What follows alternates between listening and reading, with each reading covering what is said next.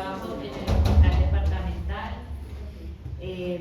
Me gradué en la Universidad de Ciencias Médicas de La Habana, mi posgrado, y mi pregrado lo hice en la Universidad de Caldas, en Manizales. Me gradué apenas hace como 3 años. De aquí en la universidad, esta es la segunda vez que estoy dando la cátedra de neurología y en la cooperativa también. Bueno, entonces vamos a empezar con los objetivos de hemorragia intracerebral. Vamos a ver una introducción, epidemiología, fisiopatología, diagnóstico y tratamiento. Entonces, dentro de la definición, la hemorragia intracerebral es la ruptura de un vaso sanguíneo cerebral y la entrada de sangre al parénquima cerebral. Recuerden que el ACV o el ataque cerebrovascular se divide en isquémico y en hemorrágico. Y el hemorrágico tiene una patica que es hematoma intraparenquimatoso o hemorragia intracerebral y hemorragia subaracnoidea. Nosotros solo vamos a hablar de hematoma intraparenquimatoso. ¿Listo? Entonces, ¿cómo se puede provocar un hematoma intraparenquimatoso? Por un trauma. Ustedes cuando pasen en neurocirugía, un paciente tiene un trauma, hace un hematoma epidural, un hematoma intraparenquimatoso y tiene que recibir cirugía o craneotomía de esa es la traumática. Pero hay otra hemorragia intracerebral que es espontánea, que esa es la que voy a estudiar. ¿Listo? La traumática la van a ver en neurocirugía. Ustedes sí ven neurocirugía, ¿cierto? Entonces, la hemorragia intraparenquimatosa espontánea se puede clasificar según su ubicación anatómica, lobar o no lobar, supratentorial o infratentorial. Infratentorial son estructuras como tallo, cerebelo. Supratentorial tenemos cuerpo calloso y hemisferio. Lobar o no lobar es casi lo mismo, lobar los lóbulos supratentorial y los no lobar es todo lo infratentorial. ¿Y cuáles son los mecanismos? Entonces digamos que hay 3 grandes grupos. El más común es el de pequeño vaso. ¿Y por qué se los traje? Porque ese es muy importante, ya van a ver por qué. Y ese mecanismo es casi abarca el 80% de todas las hemorragias intracerebrales. Tenemos también otro mecanismo que lo denominamos macrovascular y también están las neoplasias. Los tumores cerebrales también pueden sangrar. Entonces a veces debutan como un hematoma intraparenquimatoso y cuando tú ya empiezas a ver en la imagen cómo es esa imagen, si tiene edema o algo, o se reabsorbe el hematoma y tú te das cuenta que abajo de esa sangre hay un tumor. Esos son los 3 grandes, digamos, mecanismos. Pero entonces miren lo importante, que más del 50% de estos pacientes van a morir después de haber tenido un hematoma intraparenquimatoso al año. Entonces eso es una mortalidad muy alta. Y los sobrevivientes de esto, a lo mismo que el ACV isquémico, pues van a dejar una discapacidad motora o física, pero también una discapacidad digamos mental, porque pueden haber demencias vasculares después de un hematoma intraparenquimatoso o un ACV isquémico. Y según este artículo, corresponde al 29% de todos los ACVs del ACV nuevos en ese año que fue en el 2019. Entonces miren que la incidencia mundial es de 42 casos por 100.000 años de personas. Y es la 4ª causa de muerte prematura en el mundo. O sea, ni siquiera es algo que aquí en Colombia, no es algo muy frecuente que ustedes lo van a ver. Yo creo que esto lo veo en la semana, unos 3 hematomas intraparenquimatosos espontáneos. Y bueno, en lo traumático eso es un montón. Y aquí este mapa me parece muy chévere porque miren cómo está África, miren cómo está Asia, estos pacientes, allá hay muchos factores de riesgo cardiovascular, hipertensión. Ustedes saben que la raza negra de por sí tiene una hipertensión súper refractaria. Ustedes que están viendo medicina interna en este momento, y la hipertensión acarrea otras cosas, daña el corazón, daña el riñón, y entonces aumenta nuestros factores de riesgo cardiovascular. y pues son países realmente muy pobres, ¿no? Bueno, entonces yo quiero que se lleven de que un hematoma intraparenquimatoso es una emergencia neurológica. Tiene unas manifestaciones clínicas muy heterogéneas, tiene diferentes causas, comparten el mismo manejo agudo y vamos a tener resultados diferentes.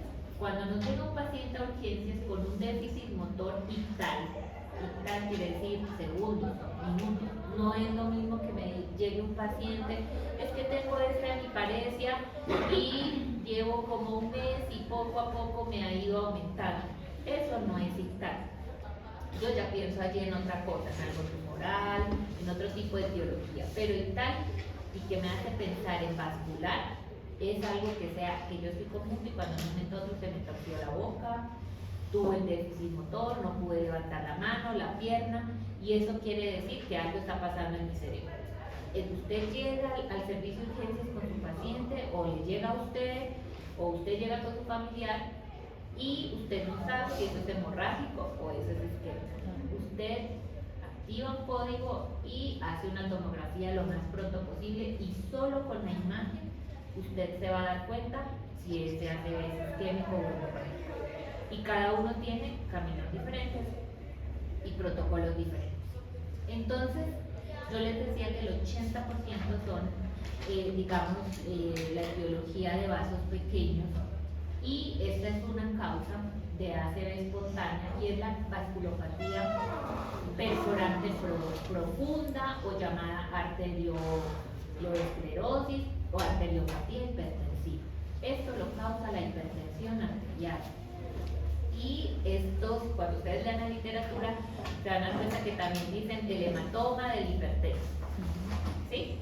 Que llegó el paciente en una emergencia hipertensiva con una debilidad de un hemicuerpo, y cuando usted le hace la tomografía encuentra ahí el hematomita, ¿sí? Y miren las localizaciones que puede tener, puede estar lobar arriba, ganglios de la base, tálamo, puede estar en el puente y cerebelo. Estos son los 5 sitios anatómicos más comunes para el hematoma intraparenquimatoso del hipertenso. Entonces miren que la principal causa es la hipertensión arterial, pero también está la edad y el consumo excesivo de alcohol. El consumo excesivo de alcohol también puede dañar nuestros vasos y puede predisponernos a un hematoma intraparenquimatoso espontáneo. ¿Por qué? Porque ocurre una alteración en ese vaso sanguíneo, hay hipohialinosis, arteriolosclerosis y necrosis fibronoide, que hace que ese vaso sea muy débil, y si yo tengo una presión muy alta, es como cuando ustedes ven una tubería con toda la potencia, a veces se zafan y sale el agua por otro. Y así mismo es esta parte de los hematomas. Y la otra etiología común de pequeños vasos es la angiopatía cerebral amiloidea. Esto es asintomático y es una de las causas principales de los ataques transitorios isquémicos y del deterioro cognitivo. ¿Qué es lo que pasa? Esto solo se ve en la resonancia, en la secuencia Schwann. En la tomografía usted no ve nada, solamente en la resonancia, si usted la piensa, la busca. Entonces, a veces cuando hay un sangrado muy lobar y es una persona anciana, ahí dice la mayoría se presentan en mayores de 70 años, y no está hipertenso, no tiene ningún trastorno de la coagulación, no tiene ningún problema hepático, usted tiene que pensar en esto. ¿Listo? A veces uno mira pacientes que tienen muchísimas microhemorragias y a veces esa es la causa de deterioros cognitivos o demencia. Entonces, esto tiene un componente genético, pero también puede haber un componente espontáneo que a cualquier persona nos puede dar. Esto no es muy común, es muy raro, pero sí es importante que lo tengan en cuenta. Y cuando ya hablamos de grandes vasos, tenemos aquí, por ejemplo, las malformaciones arteriovenosas, ¿sí?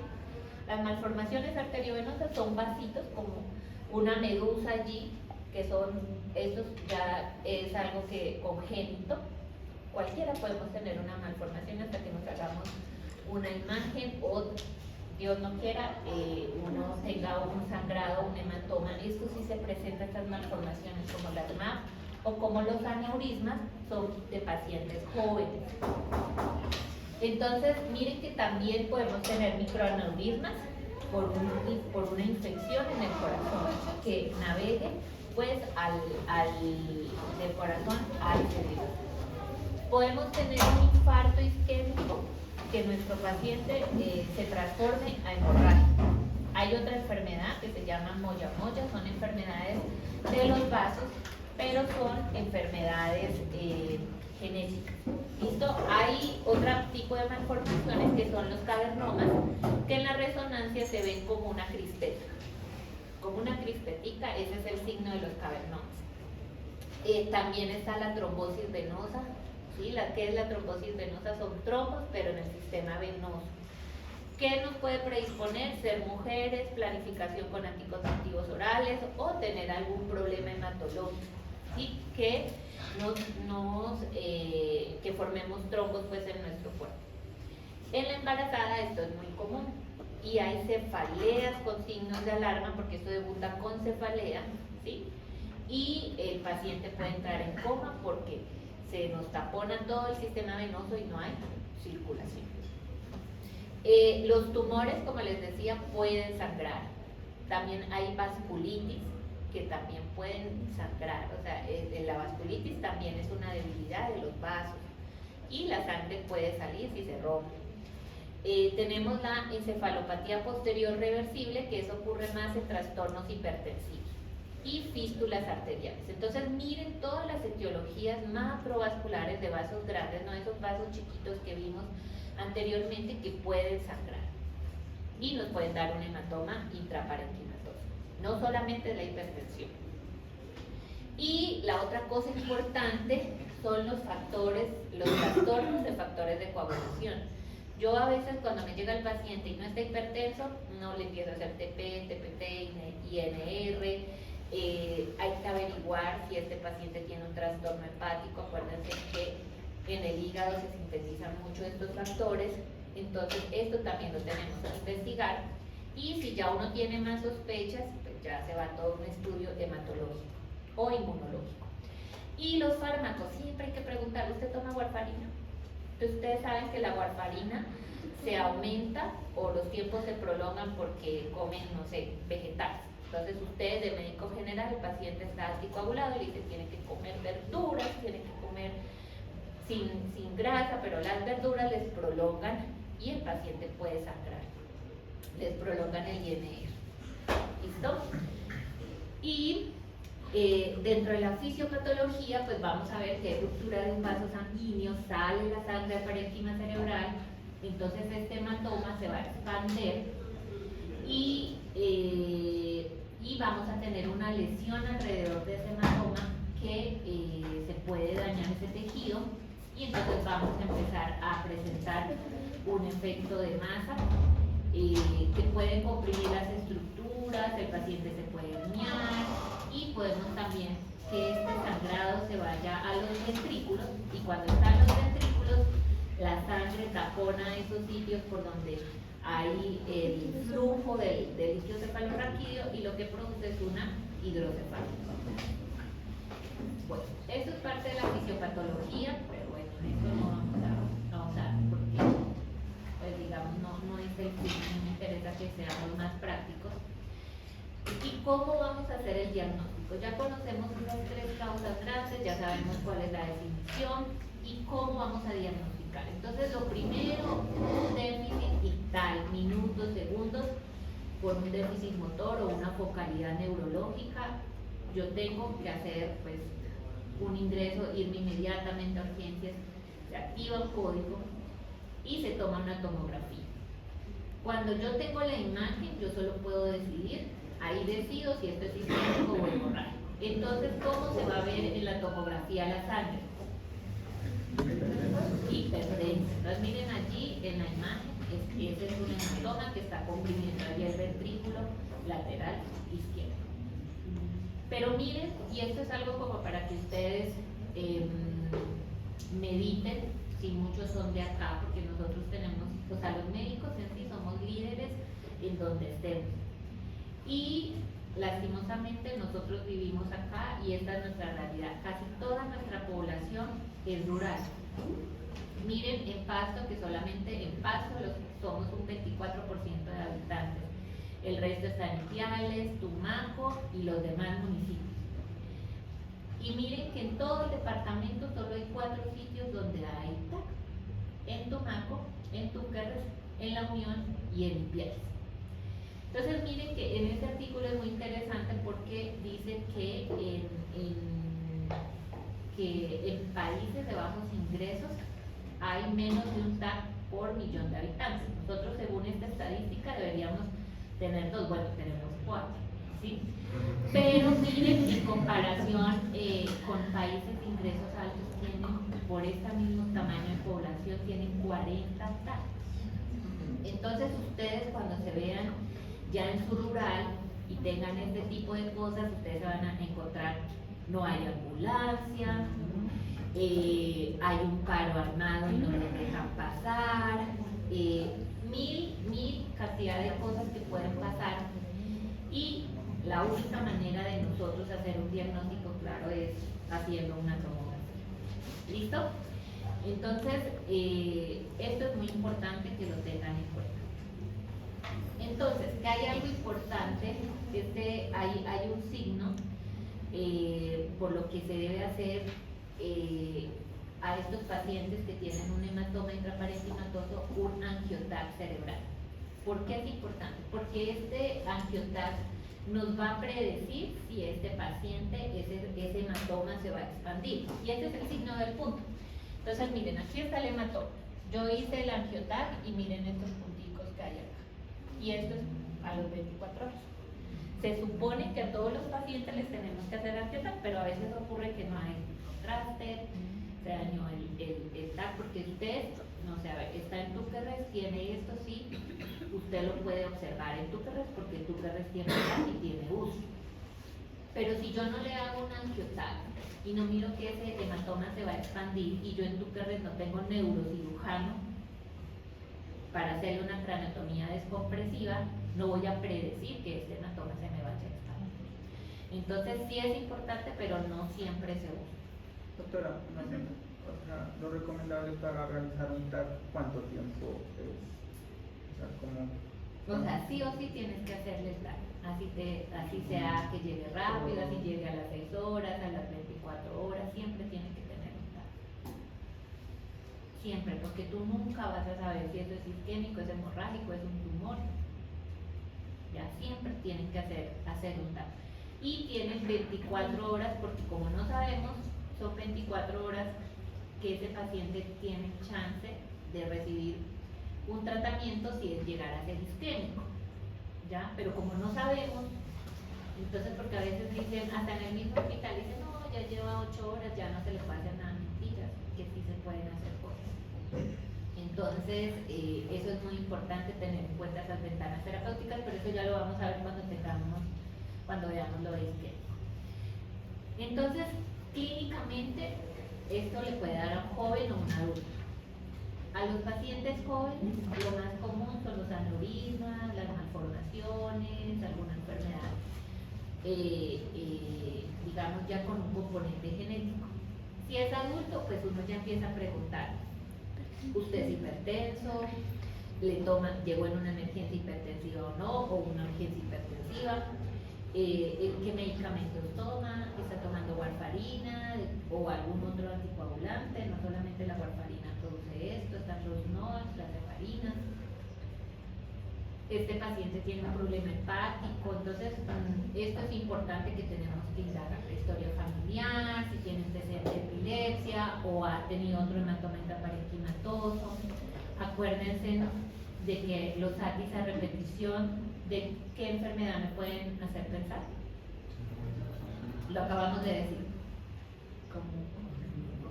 ATIs a repetición, ataques transitorios isquémicos, angiopatía amiloidea, ¿ya? O deterioros cognitivos, que es más común en personas adultas mayores de 70 años. El uso de cocaína, chicos, la cocaína es de las sustancias psicoactivas, todas son malas, o O sea, la marihuana dice, no, es que es una matica, esto es sano, pero mentira. Es proconvulsiva, puede desencadenar epilepsias.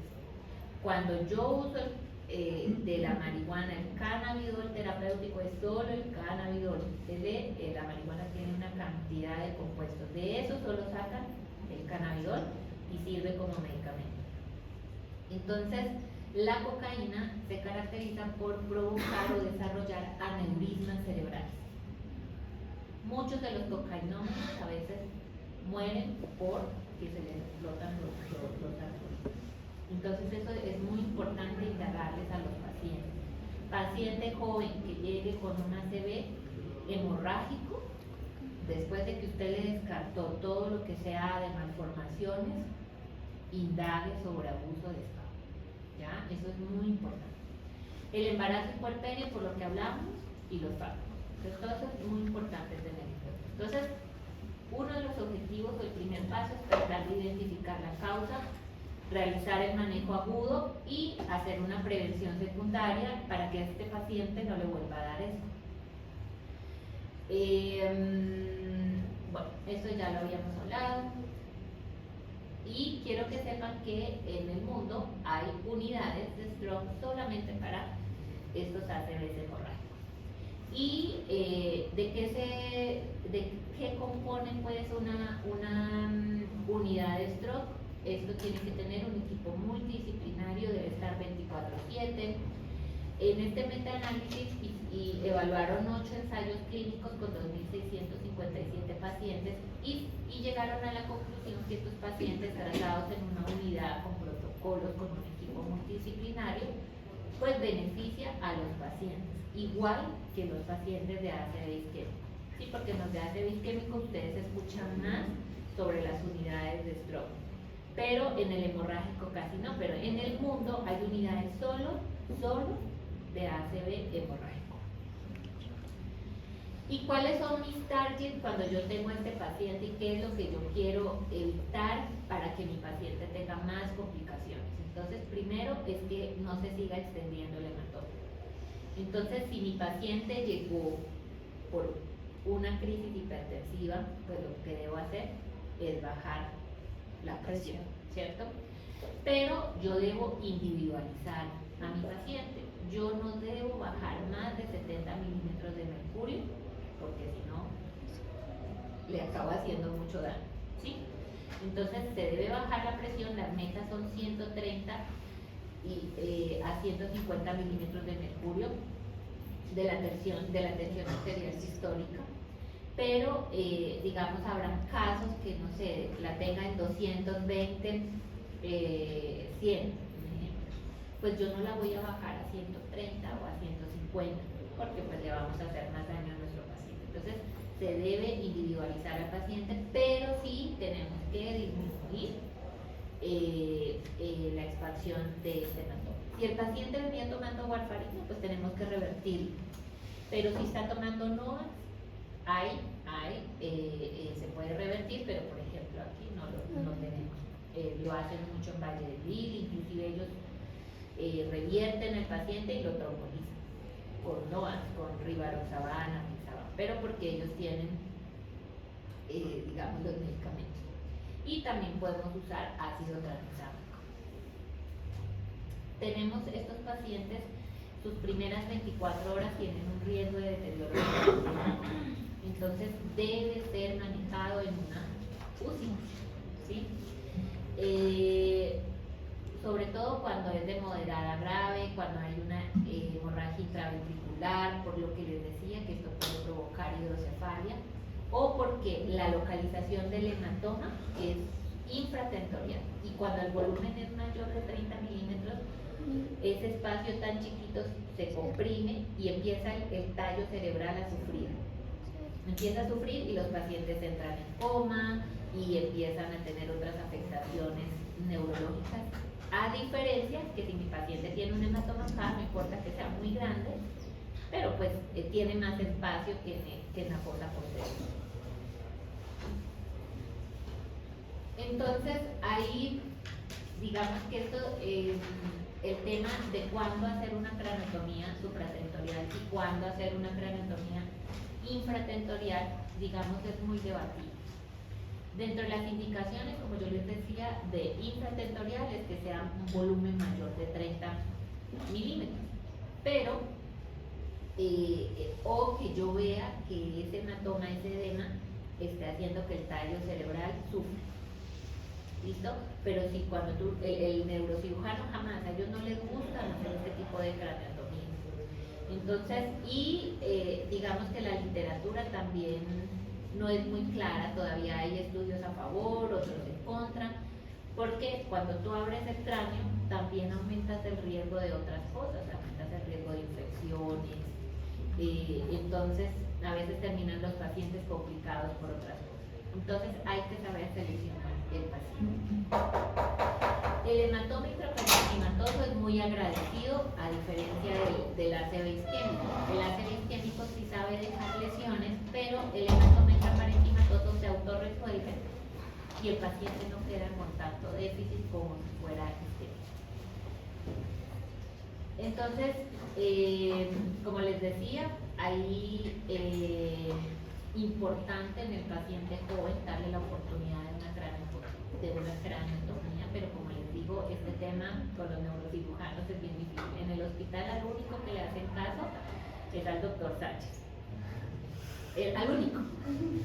Y él les dice a este paciente tenemos que hacerle craneotomía por esto, al único. Y tú le puedes decir 1000 veces las cosas y ellos no te hacen caso.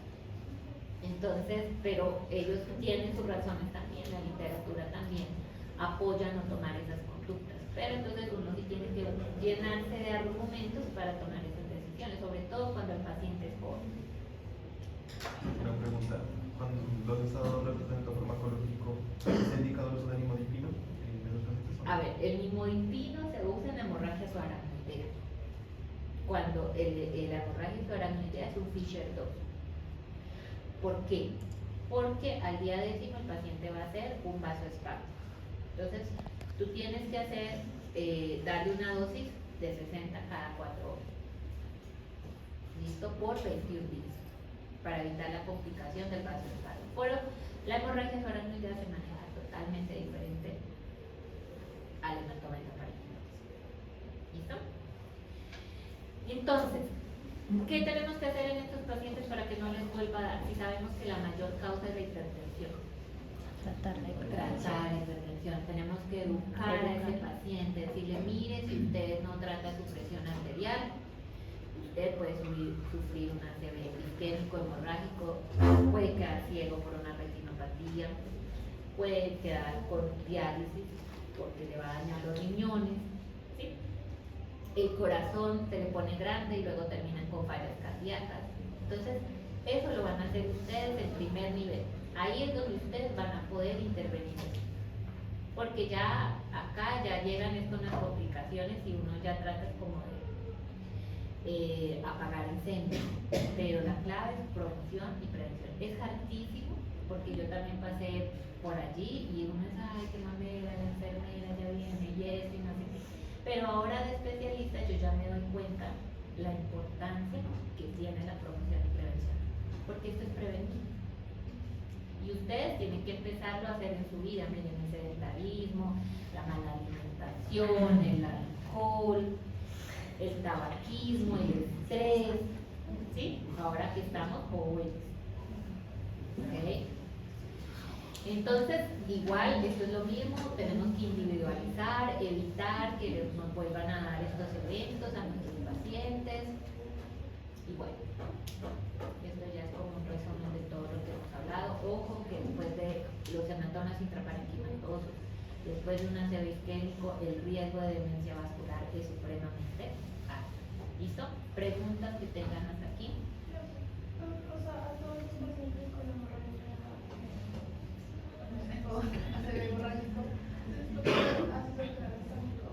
no, o sea, hay casos que se les ponen a todos. A veces, generalmente, esa decisión la toma el neurocirujano.